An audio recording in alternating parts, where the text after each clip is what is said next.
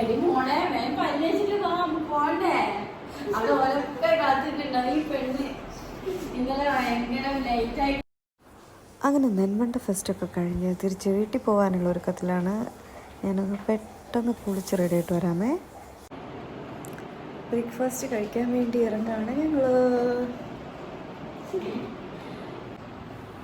അങ്ങനെ ബ്രേക്ക്ഫാസ്റ്റ് കഴിച്ചിട്ട് തിരിച്ച് റൂമിലേക്ക് വന്നിട്ട് ലഗേജൊക്കെ എടുത്തിട്ട് ഇറങ്ങാനാണ് ഇപ്പോൾ ഞങ്ങൾ പ്ലാൻ ചെയ്തിരിക്കുന്നത്. പുറത്തിറങ്ങി കഴിഞ്ഞപ്പോൾ മഹാറാണിയിലെ കുറേ റൂംസൊക്കെ കണ്ടു. കാരണം ഞങ്ങൾ രാത്രി ചെക്ക് ഇൻ ചെയ്തുകൊണ്ട് ഞാനതിൻ്റെ അകമൊന്നും കറക്റ്റ് കണ്ടിട്ടില്ലായിരുന്നു. എന്തായാലും നല്ല രസമുണ്ട് കേട്ടോ. ഭയങ്കര നല്ല രസമുള്ളൊരു ആംബിയൻസ്. പിന്നെ അത് മാത്രമല്ല, ഒരു ഹിസ്റ്റോറിക്കൽ പ്ലേസ് പോലെ തന്നെയുള്ള സ്ഥലമാണിത്. കാരണം എത്രയോ വർഷമായിട്ടുള്ളൊരു ഹോട്ടലാണ്. പണ്ട് സിനിമ എന്ന് പറഞ്ഞു കഴിഞ്ഞാൽ കോഴിക്കോട് എന്ന് പറഞ്ഞു കഴിഞ്ഞാൽ ഇത് മഹാറാണിയാണ്.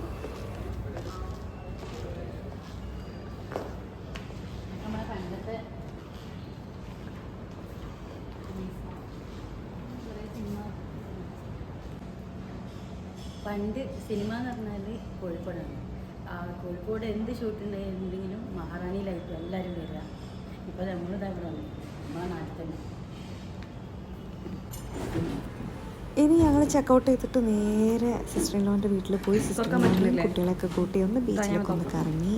അതിൻ്റെ ഇടയിൽ എൻ്റെ ബ്രദറിനെയും കൂടെ കൂട്ടണം. കാരണം അവന് അവിടെ ഓൾറെഡി കോഴിക്കോട് ഉണ്ട്, അവൻ്റെ ഒരു ഫ്രണ്ടിൻ്റെ ഹൗസ് വാമിങ് പങ്കെടുക്കാൻ വേണ്ടിയിട്ട്. അപ്പോൾ അവനെ കൊണ്ട് ഡ്രൈവ് ചെയ്യിപ്പിക്കാം എന്നുള്ള വ്യാമോഹത്തിലാണ് ഞാനിപ്പോൾ. അപ്പോൾ അതാ ഞാൻ പുറത്തിറങ്ങിയപ്പോഴേ മഹാറാണിയുടെ എക്സ്റ്റീരിയർ ഇങ്ങനെ വീഡിയോ എടുത്തപ്പോൾ എൻ്റെ മനസ്സിലിങ്ങനെ കുറേ വിഷ്വൽസ് വന്നു. കാരണം പണ്ട് ഇതിൻ്റെ കളർ ഇതൊന്നും ആയിരുന്നില്ല, വേറെ കളറായിരുന്നു. അപ്പോൾ അത് വൈറ്റ് കളറാക്കി അടിപൊളിയായിട്ടുണ്ട്. എന്തായാലും അതിൻ്റെ ആ ഒരു ലുക്കൊന്നും അവർ ഇതുവരെ മാറ്റിയിട്ടില്ല. ഞാൻ കണ്ടില്ല. നമ്മളിപ്പോൾ ഇറങ്ങാം കേട്ടോ.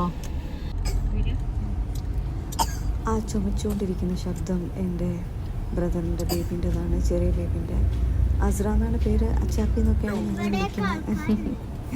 അപ്പോൾ നല്ല വെയിലായതുകൊണ്ട് ഞങ്ങൾ പുറത്തൊന്നും ഇറങ്ങിയില്ല.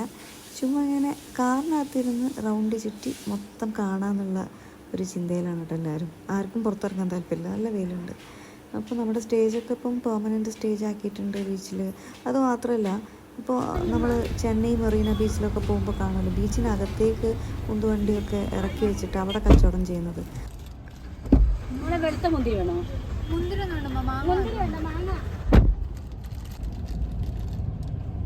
അങ്ങോട്ടൊക്കെ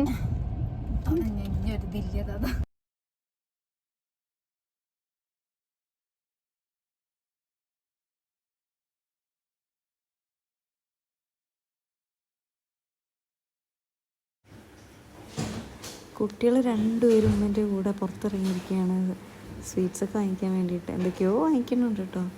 അതിൻ്റെ കൂട്ടത്തിൽ കുറേ സജഷൻസും എന്തൊക്കെയോ പറയുന്നുണ്ട്.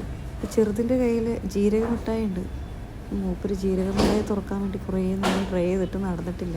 ഞങ്ങളെ കയ്യിലാണെങ്കിൽ തരണമില്ല. ഞങ്ങളാണെങ്കിൽ അത് നോക്കിയിരിക്കുമായിരുന്നു എന്തൊക്കെയാണ് ചെയ്യണമെന്ന്. അവളാണെങ്കിൽ അവിടെ നിന്നിട്ട് എൻ്റെ സിസ്റ്ററിനോട് തന്നെ നോക്കാം. അതായത് അവളമ്മ ചെയ്യാനും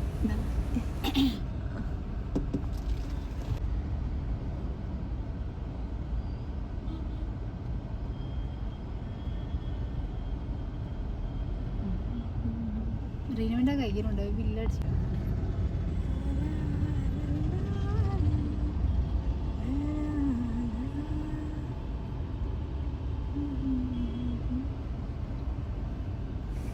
ഇതിൻ്റെ ഇടയിൽ അച്ചാപ്പിൻ്റെ കയ്യിലുണ്ടായിരുന്ന ജീരക മിഠായി മൊത്തം താഴെ പോയിട്ടോ.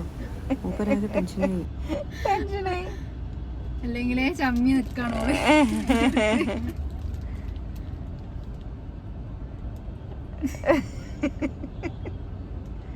എൻ്റെ കയ്യിൽ നിന്ന് ജീരക മിഠായി മൊത്തം താഴെ വീണു. അതാണ് മൂപ്പര് അപ്സെറ്റായി.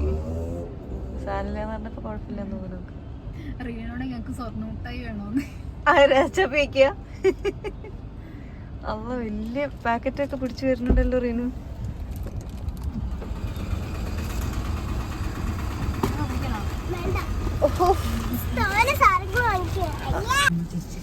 അങ്ങനെ അവരെ തിരിച്ച് വീട്ടിലാക്കി കേട്ടോ. ഇനി ഞങ്ങൾക്ക് നേരെ പോകേണ്ടത് എൻ്റെ ഉപ്പമ്മാൻ്റെ വീട്ടിലേക്കാണ്. അപ്പോൾ ഞങ്ങളത് അങ്ങോട്ട് പോയിക്കൊണ്ടിരിക്കുകയാണ്. അവിടെ ഉമ്മ ഓൾറെഡി വിളിച്ച് പറഞ്ഞിട്ടുണ്ട് ഉപ്പമ്മനെ കാണാൻ വരുന്നുണ്ട് എന്നൊക്കെ. അങ്ങനെ അതും കഴിഞ്ഞ് ഞങ്ങൾ ഇനി നാട്ടിലേക്ക്, അതായത് കൊച്ചിയിലേക്ക് തീരുമാനത്തിലേക്ക് ഇറങ്ങി. വിശന്ന് വലഞ്ഞപ്പോൾ നല്ലൊരു റെസ്റ്റോറൻറ്റിന് വേണ്ടി തേടി അവസാനം നല്ലൊരു റെസ്റ്റോറൻറ്റ് തന്നെ കിട്ടി കേട്ടോ. അവിടെ പോയിട്ട് ഞങ്ങളെല്ലാവരും നല്ല മീൽസാണ് കഴിച്ചത്, നല്ല ടേസ്റ്റ് ഉണ്ടായിരുന്നു. ഫൈനലി ഞങ്ങളിതാ തിരിച്ച് വീട്ടിലെത്തിയിരിക്കുകയാണ്. നല്ല ലേറ്റായി, ഒരു 7-7:30 ആയപ്പോൾ എത്തി കേട്ടോ.